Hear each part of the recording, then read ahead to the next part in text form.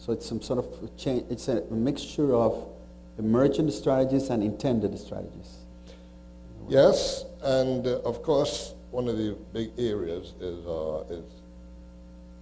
really competing in new markets, entering new markets, which is extremely important, but very costly.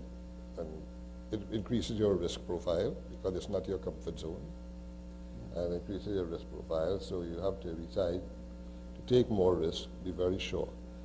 And one of the prerequisites for all of this has to be a fairly strong balance sheet.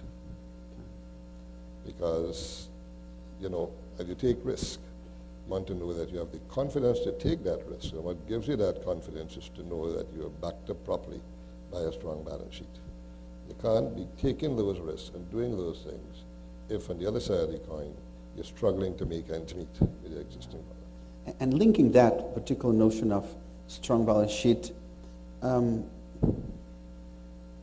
do you compare the risks of starting a new company versus the risks of growing a company? Well, starting a new company is a very, very difficult thing for a lot of people to do.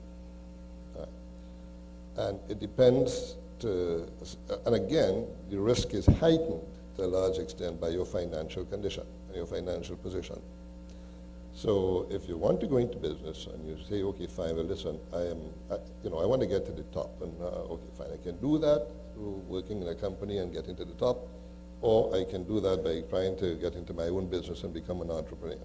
Okay, fine. And the entrepreneur road is risky.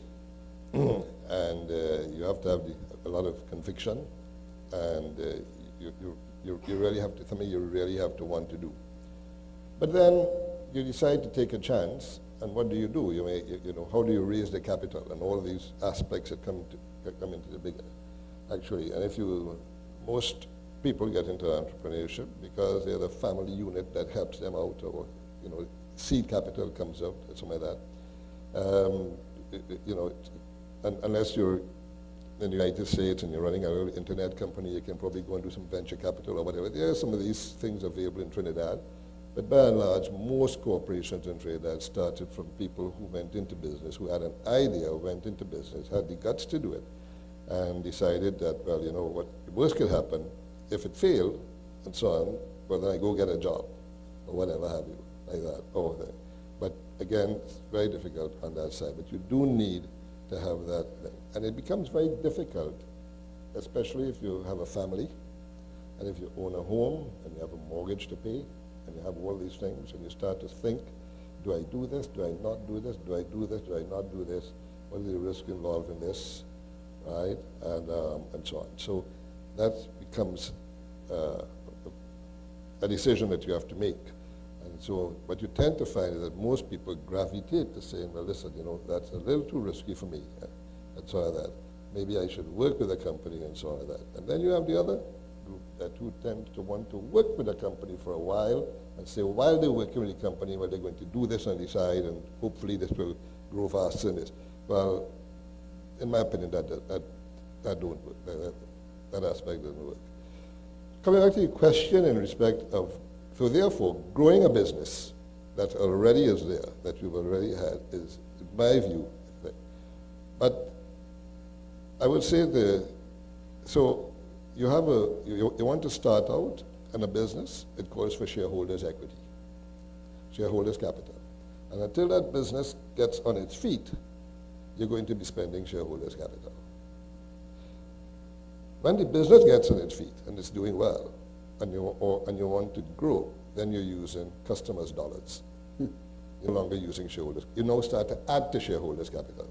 So basically, the customer is what finances that business by the customer paying for the product that you're selling. And another, I suppose, technical term is called cash flow. But basically, it goes through from there. But until the business gets on its feet, you are spending shareholders' capital. And believe you me, if you start a business tomorrow, and you're developing the business, you'll be looking at every single dollar you're spending because it's coming out of your pocket directly, and so on like that. Or it's coming out from the money that you borrowed to help it, backed obviously by the assets of your personal assets. And so on that, because bankers are not going to lend you something actually Yes. that is not there. So they're going to lend it to you on your house, or they're going to lend it to you on this and that and the other, and so on. So that's just a profile of how I see it. But I would think that once you're in a business, growing that business actually becomes easier because you already have a foundation and you may be adding a second story or a third story to the building, basically, and so on. So that's it.